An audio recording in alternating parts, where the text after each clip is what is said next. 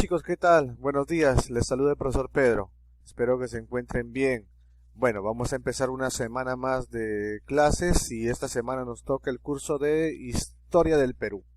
Chicos, según lo que estamos avanzando, vamos a analizar hoy vamos a analizar el último periodo de las culturas andinas. Recuerden que ya hemos visto el primer periodo, horizonte temprano, el segundo, intermedio temprano, el tercero, horizonte medio, el cuarto, intermedio tardío, y este sería el quinto y último periodo de las altas culturas peruanas.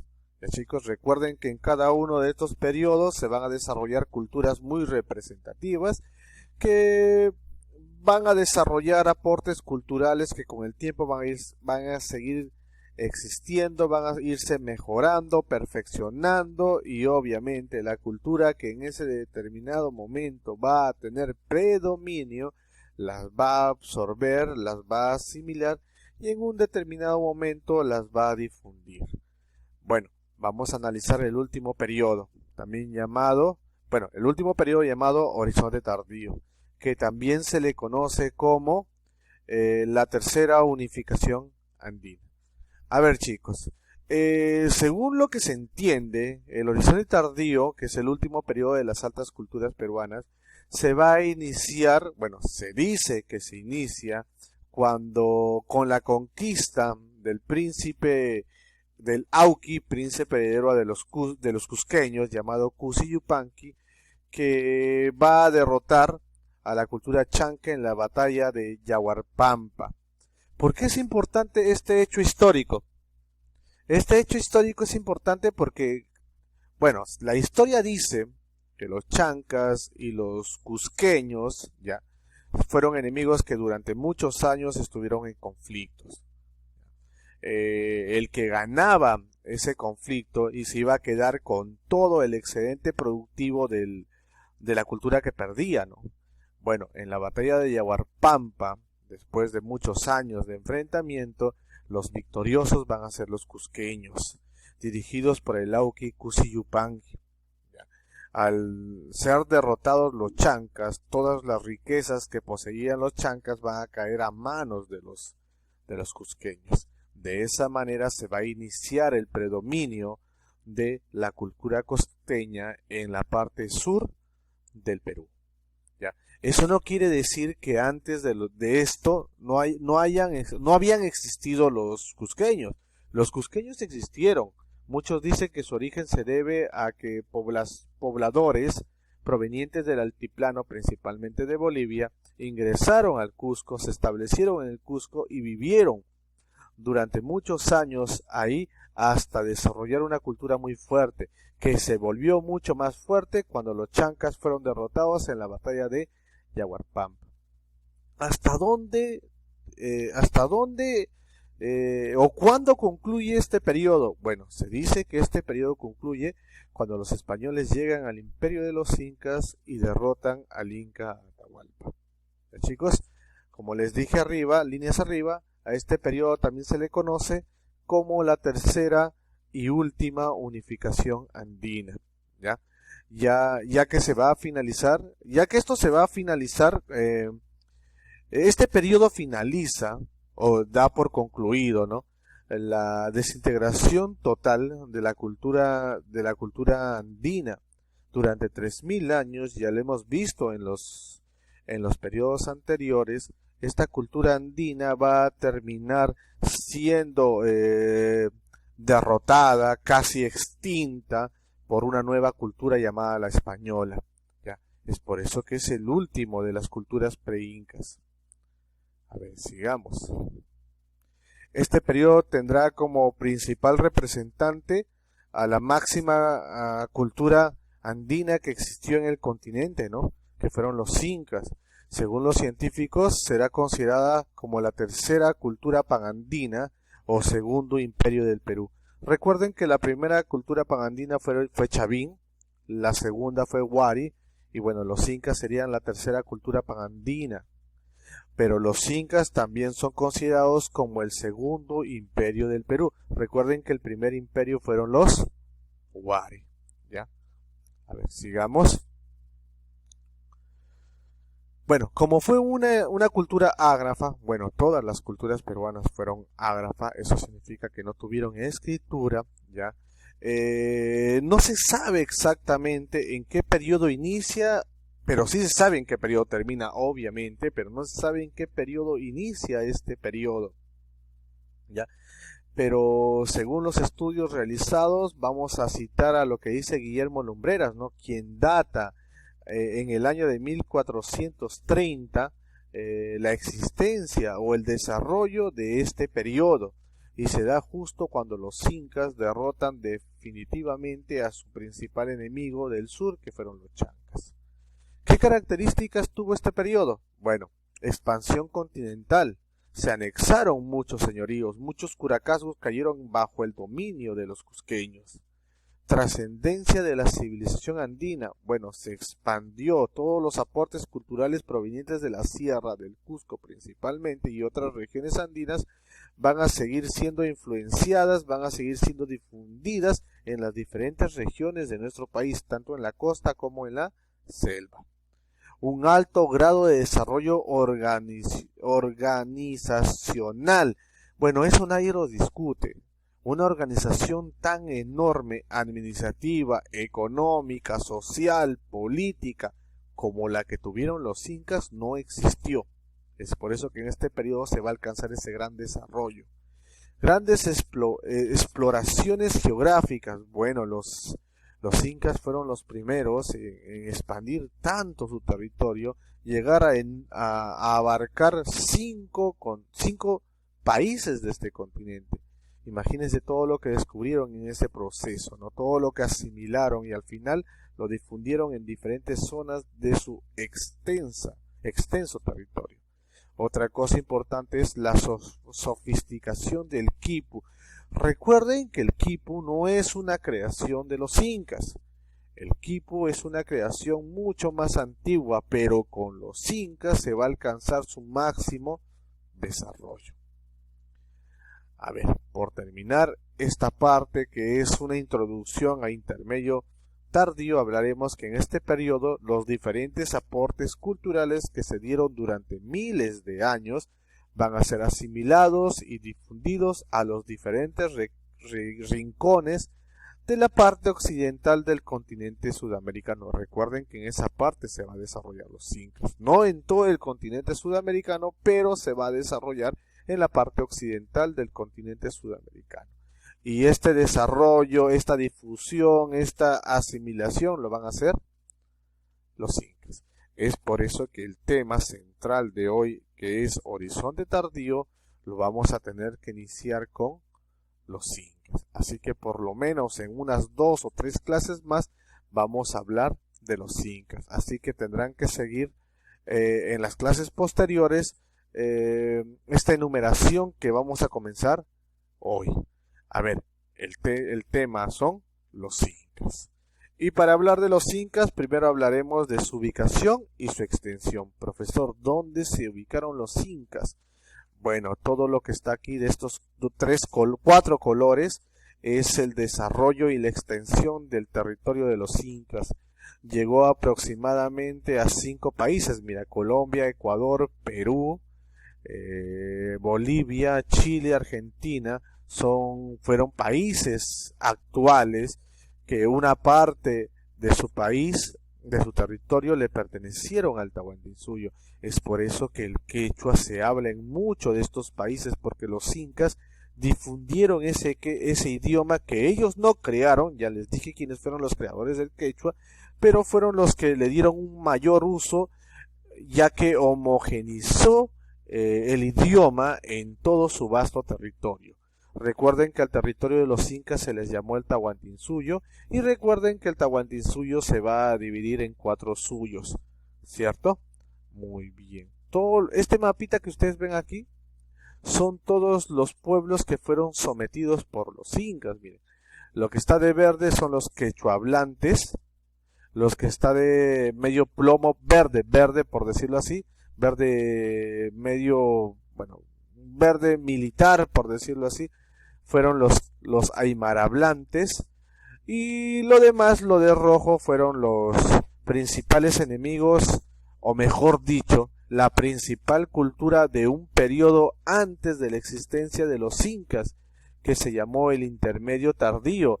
Quien tenía máximo predominio fueron los hombres de Chimú, y fueron los que más resistencia le dieron a los incas en su proceso de desarrollo expansionista.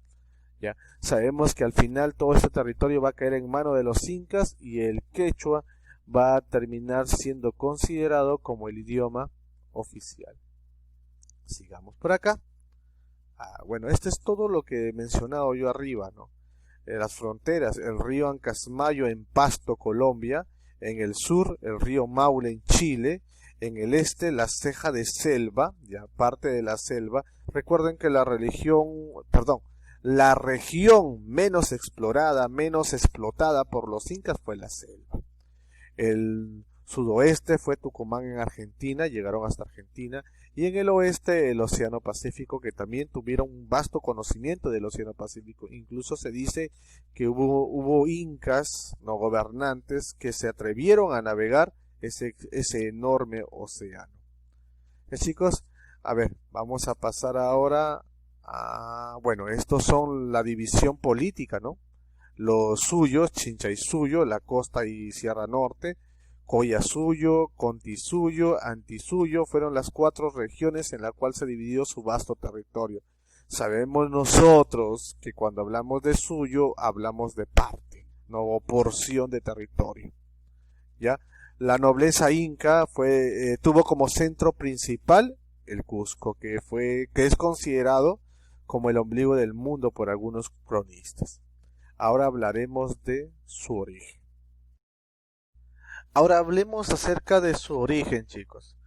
Bueno, el origen de los incas es más que nada, por decirlo de esta manera, mítico, ¿no?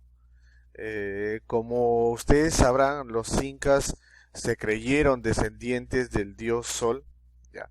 Así que para hablar, o para que las personas crean acerca de su divinidad, tuvieron que crear un origen diferente, ¿no? Un origen mítico, legendario, por decirlo de esa manera. Existen dos orígenes que tratan de explicar, existen dos leyendas que tratan de explicar cómo pudo originarse, cómo se dieron los inicios de ese imperio tan grande que fue el Tahuantinsuyo. El primero es el mito de los hermanos Sayar, o también llamado de el Pacaritambo, ¿no?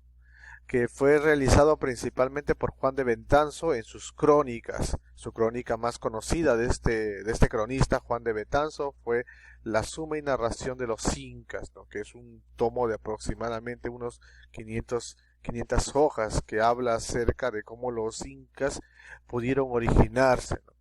Esto se hizo principalmente a través de las entrevistas, o a través de cómo se fue, digamos, entrevistando a los indígenas de ese entonces por este cronista, ¿no? Y ellos hablaron principalmente de estas leyendas de 4 hermanos que salieron de un cerro, y que después de enfrentar muchas penurias terminaron fundando una ciudad muy importante, que fue la ciudad de Cusco, y que con el tiempo llegaron a tener ese esplendor más que nosotros conocemos, ¿no? El otro mito que habla acerca del origen de los incas fue el mito de Manco Cápac y Mamaogyo, o también se le conoce como el mito del lago Titicaca, porque se dice en este mito que los gobernantes, o los primeros incas, que obviamente son seres míticos, que son seres divinos, salieron del lago Titicaca, ¿no? Este mito principalmente lo va a hacer un mestizo, el Inca Garcilaso de la Vega. Recuerden que un mestizo es una persona que tiene que se va a originar, por decirlo así, de 2 razas, ¿no? En este caso el Inca Garcilaso de la Vega tiene origen paterno español y origen materno indígena, ¿no? Andina. Es por eso que se le conoce como mestizo y fue cronista, ¿no? O sea que estuvo en el proceso, en el segundo proceso de invasión al Tahuantinsuyo, exactamente, cuando se estaban consolidando los españoles, él vivió en ese tiempo y bueno, le entró la curiosidad de una parte de su herencia, por decirlo así, por parte de su madre y él decidió buscar información entre todos sus familiares por parte materna y buscar la información de cómo se pudo haber originado ese imperio tan grande que al final fue conquistado por los españoles, ¿no? Y bueno, sus parientes le dieron esta narración, este mito, y él en sus crónicas, en su principal obra llamado Los Comentarios Reales de los Incas, es donde nos habla acerca de este mito que va a dar, o que nos va a dar ideas acerca del origen de los incas, ¿no? Tanto el mito de Manco Cápac como de los hermanos Sayar son una idea mágico-religiosa, por decirlo así, de tratar de explicar y tratar de que las personas comprendan la divinidad de los incas. Chicos, existen otros orígenes históricos, por ejemplo, se le considera a los incas como como descendientes de una cultura llamada Pucará, una cultura cusqueña, ¿no? Que en sus inicios, en el intermedio tardío, por decirlo así, compartió espacios geográficos con muchas culturas que en ese tiempo tenían incluso mucho más poder que ellos mismos, pero que a consecuencia de enfrentamientos con los chancas, por decirlo así, inicia su desarrollo territorial, económico y territorial, ¿no? Sigamos.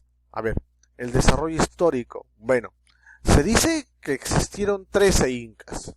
Este cuadro lo especifica. Mira, estos son los 13 incas. De los 13 incas se dice que 5 pertenecieron al Urin Cusco o Bajo Cusco.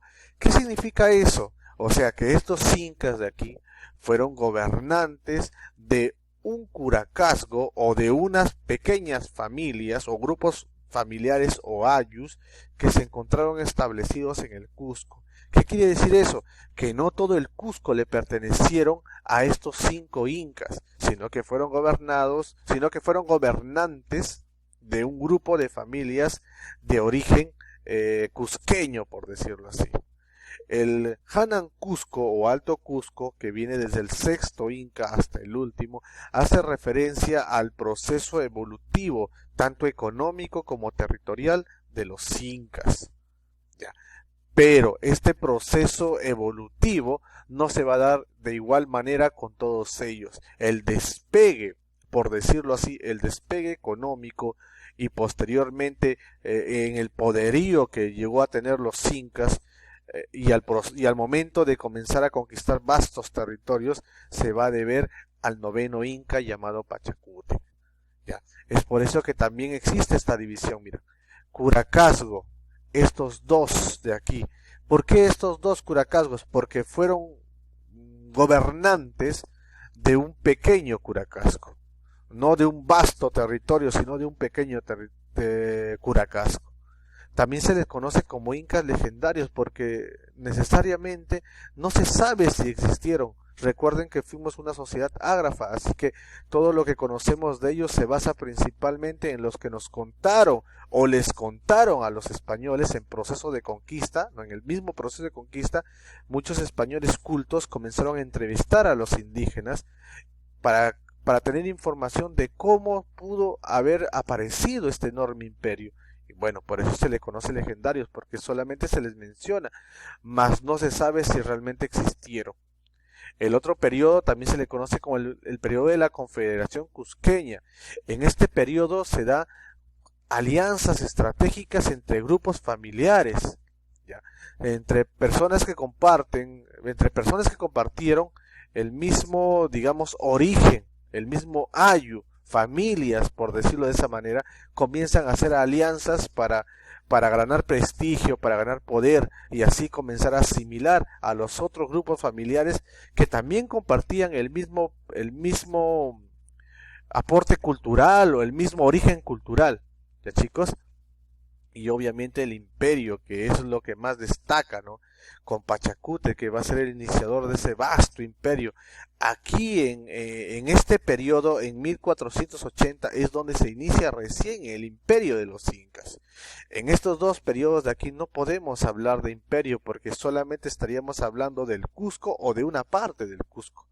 Cuando comienza el despegue con el noveno inca llamado Pachacútec y obviamente sus hijos, con quien se alcanzó un gran desarrollo, principalmente con Huayna Capac, que es el inca con quien se alcanzó el máximo desarrollo territorial.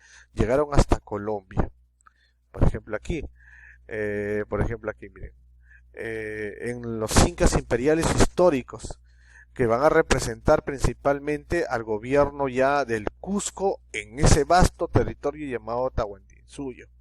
Muy a diferencia de las otras dos, tanto la Confederación como los incas legendarios, como les dije aquí arriba, el Curacazgo, aquí solamente dominaban una parte del territorio cusqueño. ¿Ah, chicos? A ver, no se alegren, porque miren, si ustedes ven aquí, no hay actividad. Así que no se alegren, solamente que se me olvidó poner actividad. Pero en sí la actividad consiste es en presentarme la clase en tu cuaderno. O sea, tienes que ver el video, leer la clase y escribirlo en tu cuaderno. Los dibujos lo puedes sacar una impresión y lo puedes pegar, yo no me molesto. Pero la clase tiene que estar escrita en tu cuaderno. ¿Ya, chicos? Y obviamente la próxima clase vamos a seguir con el Tahuantinsuyo. ¿Ya, chicos? Cuídense. Hasta luego.